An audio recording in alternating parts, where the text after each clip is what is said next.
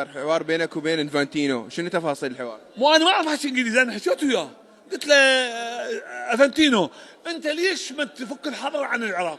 هو هز براسه باوع علي ودار حديث ولا ترجمه، قال له يعني اوكي يعني جود فيري جود، يعني الظاهر مدى احد يناقشه صحيح. قلت له انت لو شايف ملعب الصيد البلدي اللي لعبنا ويا لبنان، تتوقع هو ما شايفه؟ ليش ما شايفه؟ يعني اتحاد الاسيوي ما شايف الملاعب؟ كل شيء يشوفون. خلينا نشوف ملاعبك الجديده انت وباشر راح نفتح التحفه المعماريه اللي هي ملعب الزوراء. احنا عندنا احسن الملاعب من ضمن الخليج.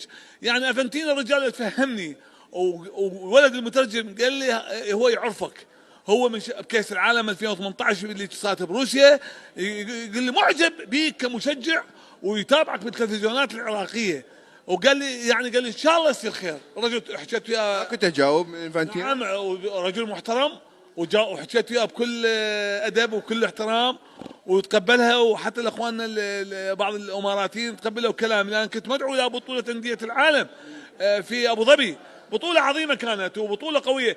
شوفوا الطرفه اذا طلعتها، رئيسه نادي بارميرس ناقله 12,000 مشجع برازيلي من جيبها الخاص. تعرف ايش قد؟ 12,000، ومهدي المشجع وحيد اني تكت ما يطوني مال طائره. اكو شيء بالعالم؟ ها؟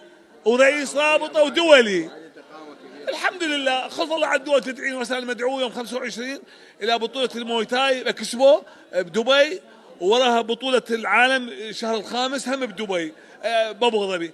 الناس تدعيني ليش؟ لان انا وجه العراق الحضاري، والبس كمامه اللي هي بس على مفصل لي علم العراق، والحمد لله. وشكرا الشبكه. بس ملاحظه اذا طلعتوها عم ترى ما حد مشجع بالمنتخب، بس انا مشجع ما مسؤول على اي مشجع، واذا ساء المشجع يسيء نفسه. دار حوار بينك وبين انفانتينو، شنو تفاصيل الحوار؟ مو انا ما اعرف حكي انجليزي، انا حكيت وياه قلت له افنتينو انت ليش ما تفك الحظر عن العراق؟